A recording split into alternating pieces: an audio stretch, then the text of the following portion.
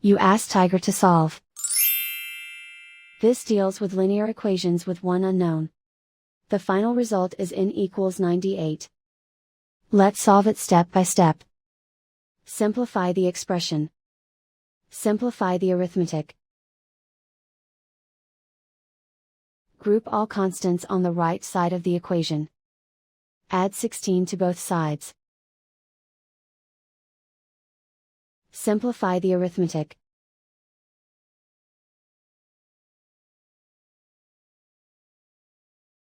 Isolate the n.